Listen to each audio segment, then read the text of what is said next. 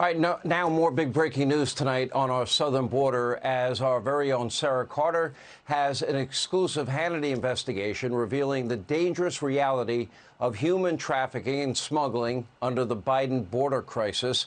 And she joins us now to explain a lot more. Sara, a lot going on down there. Oh, yeah, it surely is, Sean, and it's just gut-wrenching and heartbreaking.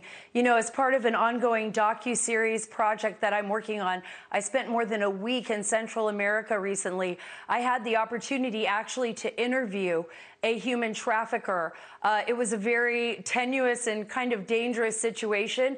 I was hesitant at first to do the interview, although I did want to find out more information, and he wanted to speak with me.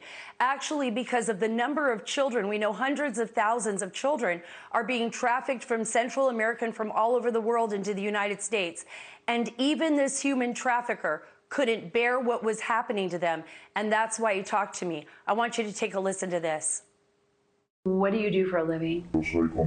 I am the guy who takes people to the U.S., immigrants to be exact. So what made you decide to do it? I like to take the risk of doing it, and I knew that people would get a lot of money out of it.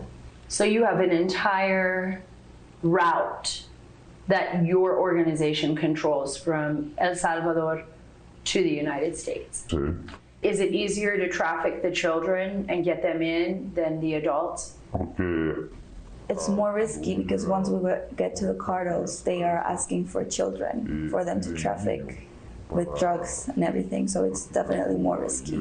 What is it that we don't understand? What is it that is so bad about what is happening, like especially when we think of it like the trafficking of human beings, the narcotics, that most people just don't understand? In the case of children, it really scares him to just see the reality that they can go through.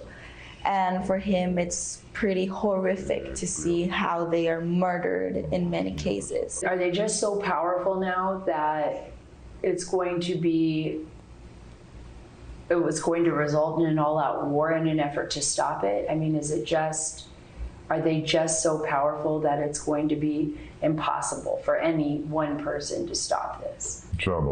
There's no way back. They already have so much power, the cartels, that he thinks that it's too late to stop them.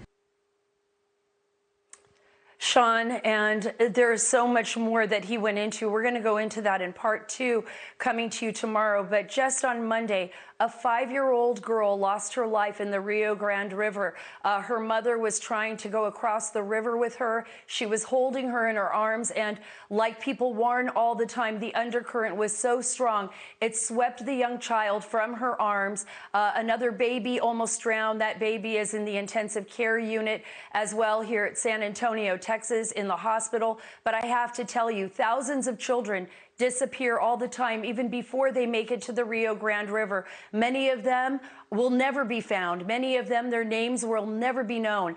And when we bring you that second part tomorrow, it is very disturbing. It is very graphic. And there were instances in that interview, I had no idea what was happening to these children, far beyond the kidnapping, far beyond the sexual predators.